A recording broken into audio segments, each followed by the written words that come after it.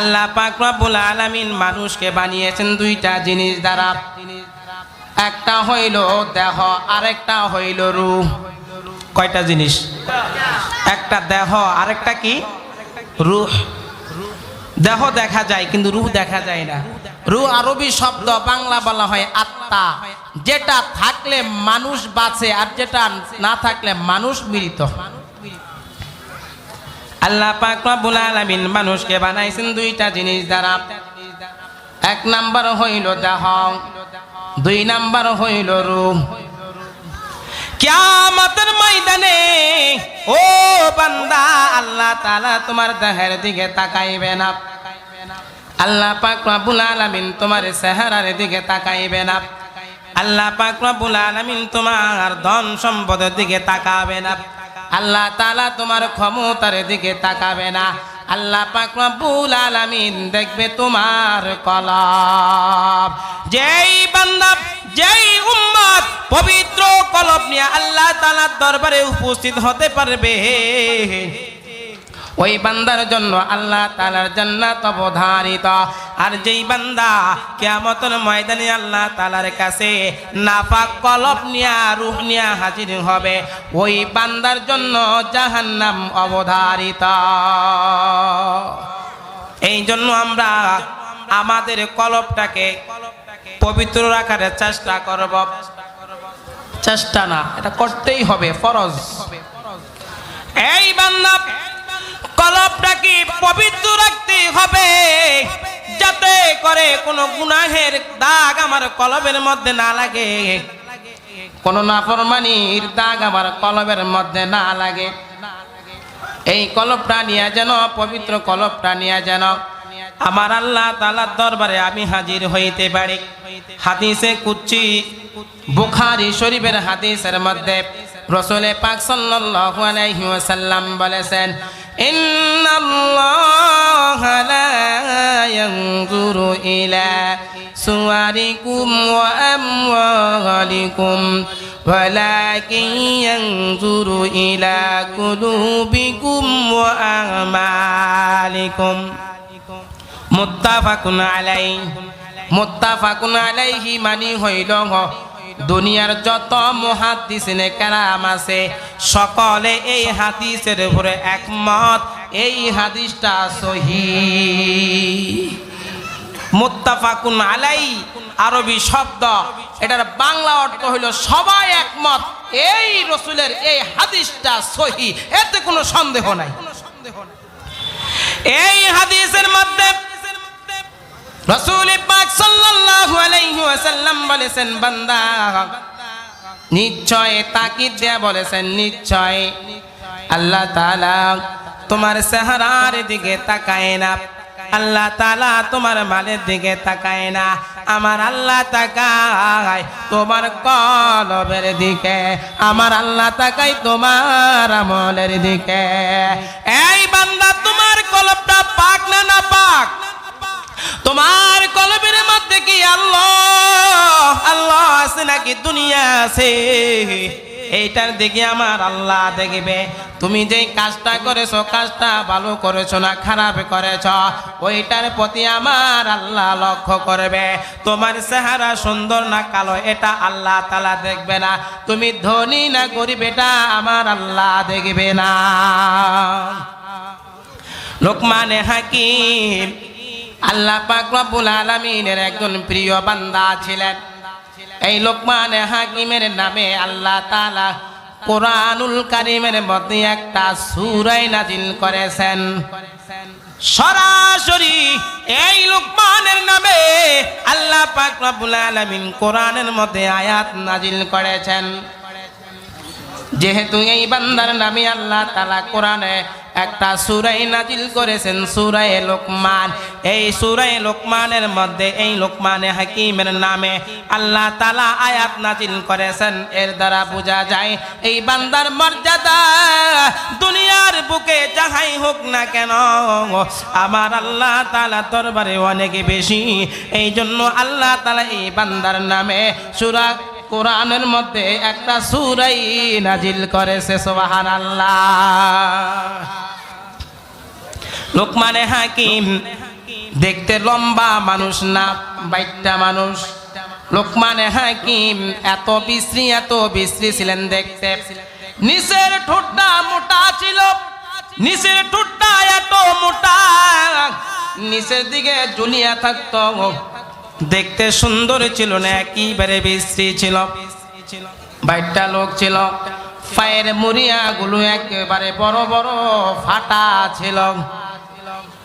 এমন বিশ্রী ছিল লোকমানে হাকিম। কিন্তু লোকমানে হাকিমের দাম তো আল্লাহ তাআলার দরবারে বেশি। লোকমানে হাকিম ছিলেন কর্মজীবনে একজন রাখাল ছিলেন। আমাদের সমাজে কর্মস্থল হিসাবে আমরা সবাই চোখে দেখি সবচেয়ে নিম্ন শ্রেণীর কাজ হইল রাখাল। রাখাল মানি হইল যেই বান্দা মাঠে ছাগল রাখে, বকরি রাখে, গরু রাখে, এদেরকে কি বলে? রাখাল বলে। লোকমানে হাকিম বকরি চড়াইতেন, তাও নিজের না, অন্য একজনের। লোকমানে হাকিমের মনিব ছিলেন। লোকমানে হাকিম একজন গোলাম ছিলেন। এই লোকমানে হাকিম বকরির পাল নিয়ে মাঠে যাইতেন। বকরির পাল ছেড়ে দিয়া মাঠের কোনায় দাঁড়াইয়া দাঁড়াইয়া লোকজন জমা করিয়া লোকদেরকে আল্লাহর কথা শুনাইতো। সুবহানাল্লাহ। একত্ববাদের দাওয়াত দিতেন, তৌহিদের দাওয়াত দিতেন, আল্লাহর কথা শুনাইতেন, ইসলামের কথা শুনাইতেন। একদিন দুই দিন এইভাবে করতে করতে করতে করতে অনেক দিন চলিয়া গেল।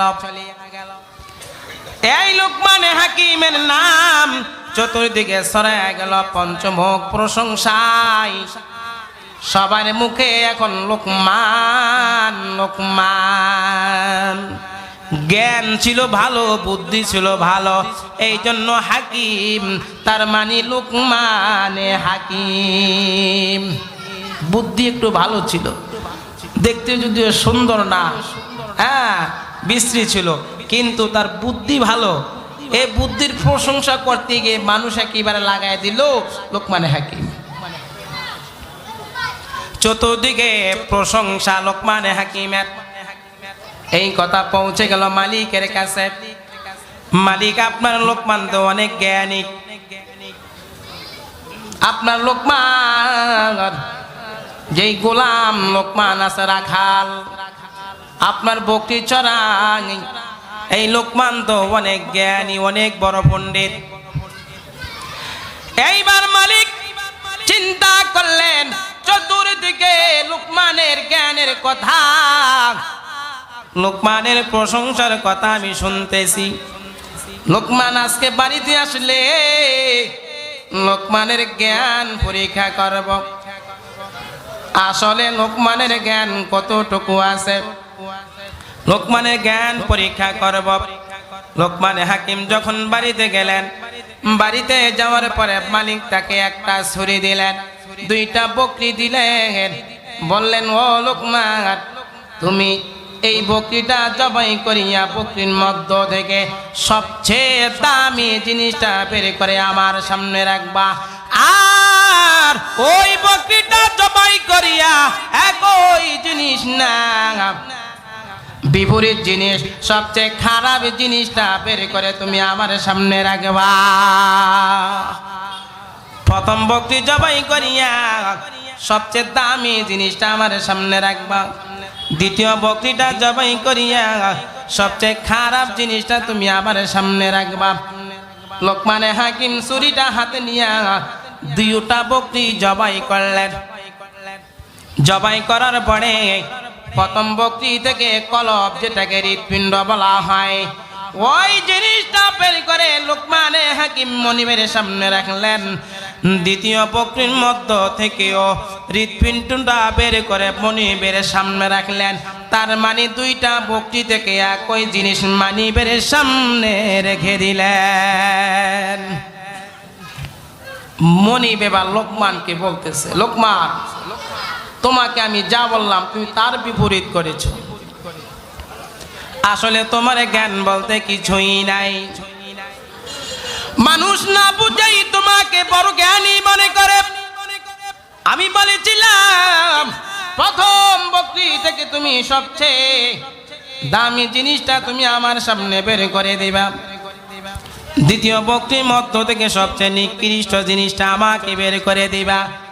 দেখলাম তুমি দুইটা থেকে একই জিনিস আমার সামনে দিলা, একই জিনিস ভালো আবার একই জিনিস কিভাবে খারাপ। লোকমানে হাকিম এইবার মনিবের দিকে তাকাইয়া উত্তর দিলেন, আমার মনিব গো, এই হৃৎপিণ্ড কলবটা একদিকে ভালো, সবচেয়ে ভালো, আবার অন্যদিকে এই কলবটা একেবারে নিকৃষ্ট। কিভাবে লোকমান আমাকে বুঝাইয়া দাও।